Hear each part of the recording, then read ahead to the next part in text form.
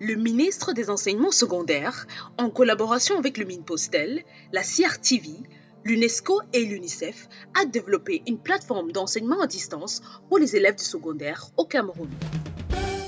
Une série d'enseignements dispensés par des enseignants de qualité pour les élèves du secondaire.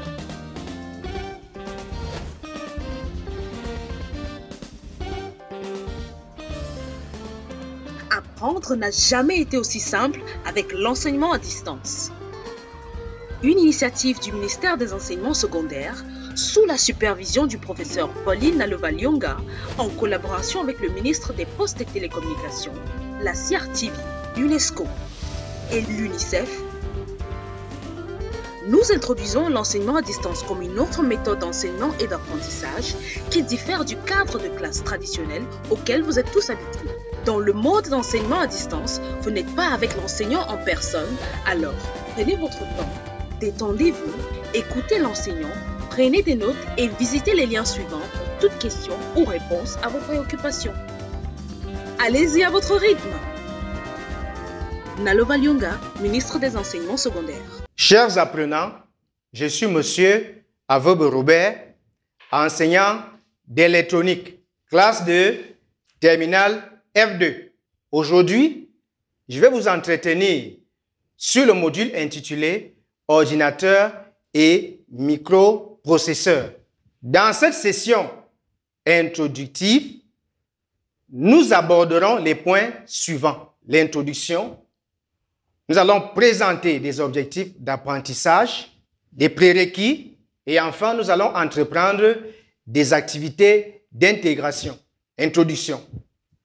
De quoi s'agit-il dans ce module? Dans ce module intitulé Ordinateur et microprocesseur, comme nous l'avons dit, nous avons 3 séquences. Les 2 premières séquences ont été déjà étudiées et aujourd'hui, nous continuons avec la 3e séquence qui s'intitule Initiation au micro-ordinateur. Le module Ordinateur et microprocesseur totalise une durée de 198 heures. Nous allons entreprendre des activités d'intégration. À la fin donc de la 3e séquence, nous traiterons des exercices et nous établirons un diagnostic en guise d'activité d'intégration. Passons maintenant aux objectifs d'apprentissage. Alors, à la fin, n'est-ce pas, de cette séquence, vous devriez être capable de distinguer la structure, la programmation et l'utilisation industrielle des ordinateurs. Vous devez être capable de choisir, utiliser et raccorder une interface entre ordinateur et système à microprocesseur en milieu industriel. Vous devriez davantage être capable d'établir le système téléphonique pour la transmission des données entre ordinateurs. Vous devrez être capable de décrire et d'analyser les composantes d'un système de communication numérique. Avant de continuer dans la suite, il vous faut des prérequis, c'est-à-dire des connaissances de base qui vont vous permettre de comprendre la suite. Alors, avant d'entamer cette séquence, vous devriez avoir des connaissances de base sur les domaines suivants: les circuits logiques combinatoires, les compteurs et les registres, les familles des circuits logiques intégrés, les convertisseurs. Maintenant, revenons à la séquence 3, puisque nous y sommes déjà. Elle s'intitule Initiation au micro-ordinateur. Commençons par présenter cette séquence. Elle est constituée de 4 séances. Cette séquence, donc, elle est basée sur 4 séances. Les 3 autres séances ont déjà été étudiées.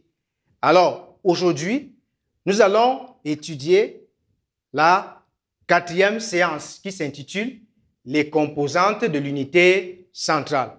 Situation problème. Monsieur Kamen dispose d'un ordinateur de marque HP. Plainte. La machine ne démarre pas suite à un orage. Question. identifier 3 composants principaux de l'unité centrale présentés sous forme de tableau, 2 pannes pouvant être à l'origine de cette anomalie. 3e question, pour chacune de ces pannes, proposer une solution. Présentons maintenant les objectifs de la séance, puisque ça, c'est le travail pour lequel nous sommes retrouvés aujourd'hui. À la fin de cette séance, vous devez être capable d'identifier l'alimentation, distinguer les différents éléments de mémorisation, décrire les principales composantes d'une unité centrale. Nous avons dit que nous travaillons sur les composantes de l'unité centrale. Le premier bloc que nous retrouvons lorsque nous démontons l'unité centrale d'un ordinateur, c'est l'alimentation. L'alimentation donc transforme et fournit l'énergie nécessaire à la carte mère sur laquelle sont connectés tous les éléments. Bien entendu, j'ai apporté un exemplaire du bloc d'alimentation que je vais vous présenter. Bien. Vous avez donc ici présent le bloc alimentation, c'est-à-dire le premier bloc de l'unité centrale d'un ordinateur. Alors, vous avez ici les connexions permettant de connecter cette alimentation au secteur. Et de l'autre côté, vous avez la tension ou alors les différentes tensions qui permettent d'alimenter tous les autres blocs qui sont à l'intérieur de notre unité centrale. Le deuxième bloc, ou alors le deuxième élément qu'on trouve dans une unité centrale, il s'agit de la carte mère. C'est quoi la carte mère?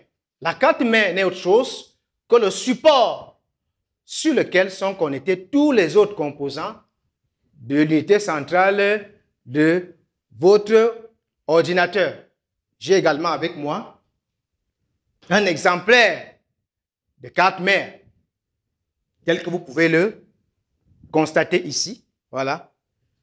Donc ici, vous avez l'espace qui est réservé pour le montage ou alors la connexion des autres éléments, notamment, tel que nous allons le voir, les barrettes de mémoire, les cartes d'extension, le processeur. Vous avez également, vous pouvez avoir des connecteurs ou alors des ports qui vous permettent de connecter votre unité centrale au périphérique, tel qu'un écran d'ordinateur ou un écran de téléviseur, autant pour moi. Alors, vous avez également dans l'unité centrale le bloc processeur. Lui permet le traitement numérique et séquentiel des informations. Nous revenons sur notre carte mère.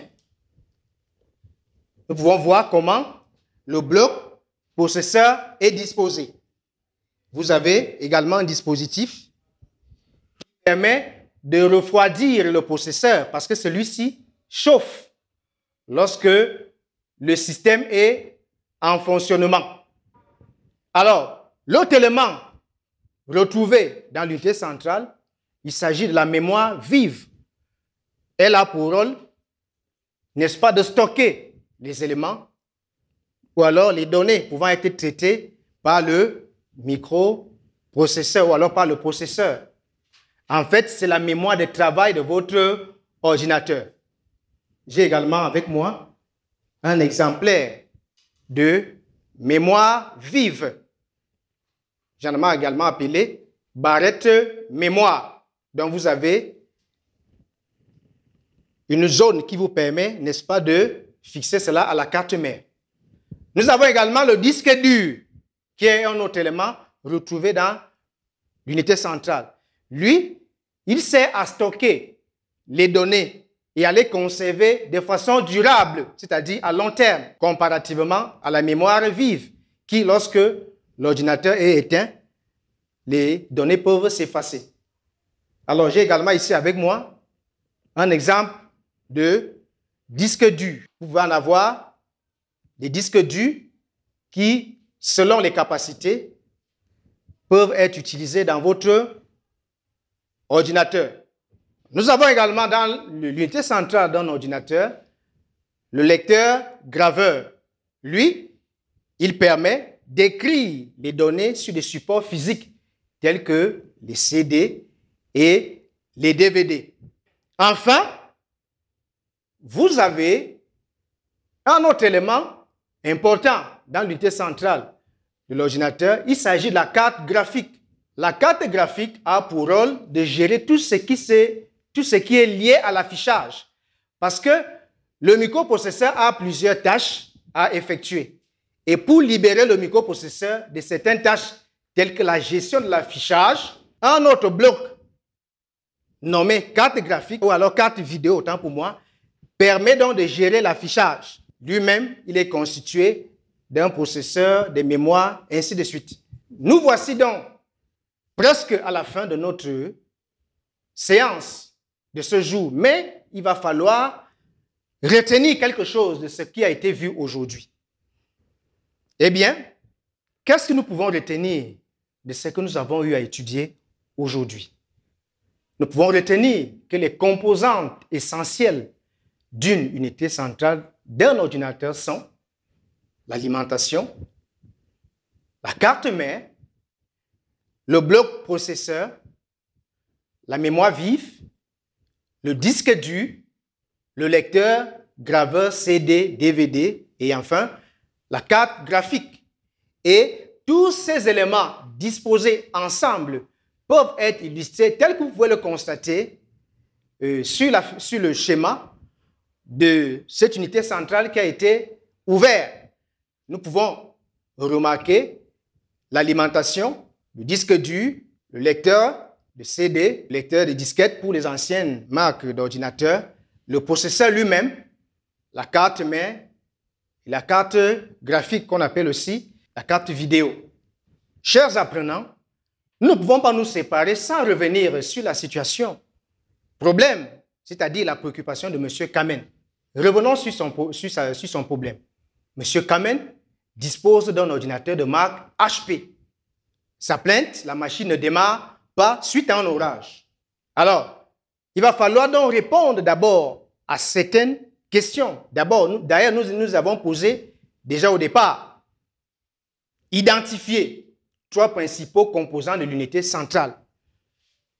Deuxième question, proposer 2 blocs susceptibles d'être à l'origine de cette panne. Troisièmement, dans chaque cas, proposer sous forme de tableau les solutions envisageables.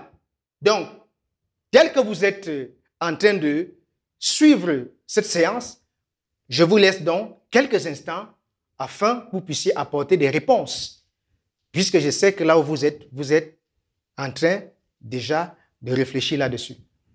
Nous allons donc procéder à la réponse ou alors aux réponses aux questions qui ont été posées. Parce que je sais qu'à la maison, vous avez suffisamment réfléchi là-dessus. Alors, la première question. Identifiez 3 composants principaux de l'unité centrale. Et oui, je sais que certains ont trouvé, même si vous tous n'avez pas trouvé. Eh bien, la première réponse, ou alors la réponse est le processeur, la mémoire vive, quoi d'autre?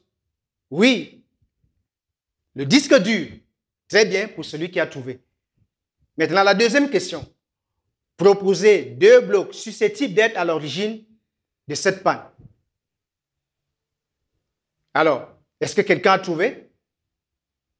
Eh bien, donnons donc la réponse. Certainement, quelqu'un a trouvé.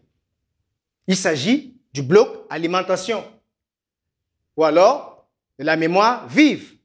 Bien entendu, vous devez savoir que l'ordinateur ne peut pas fonctionner lorsqu'il y a des problèmes d'énergie liés à l'alimentation. Maintenant, revenons aux questions de la situation problème. Dans chaque cas, comme nous avons dit, nous devons proposer sous forme de tableau les solutions envisageables pour résoudre le problème de M. Kamen. Alors, l'ordinateur ne démarre pas suite à un orage. Quelle peut être la cause? Ou alors, quelles peuvent être les causes possibles? Oui? Bien. On comprend aisément que certainement certains ont trouvé. Il s'agit de l'alimentation qui est défectueuse. Alors, qu'est-ce qu'il faut faire comme solution envisagée pour pallier à cet inconvénient? Il faut la dépanner ou bien la remplacer. Alors, la deuxième cause possible peut être la mémoire vive défectueuse. Alors, qu'est-ce qu'il faut faire? Faut-il la remplacer? Eh bien, on ne peut pas la dépanner puisqu'elle vient sous forme modulaire. Donc, il faut tout simplement la remplacer. Chers apprenants, nous voici donc parvenus au terme de notre séance du jour, ce qui marque également la fin de notre programme. La prochaine fois, nous allons nous retrouver pour résoudre et traiter les anciens sujets. Pour cela, portez-vous bien et à la prochaine.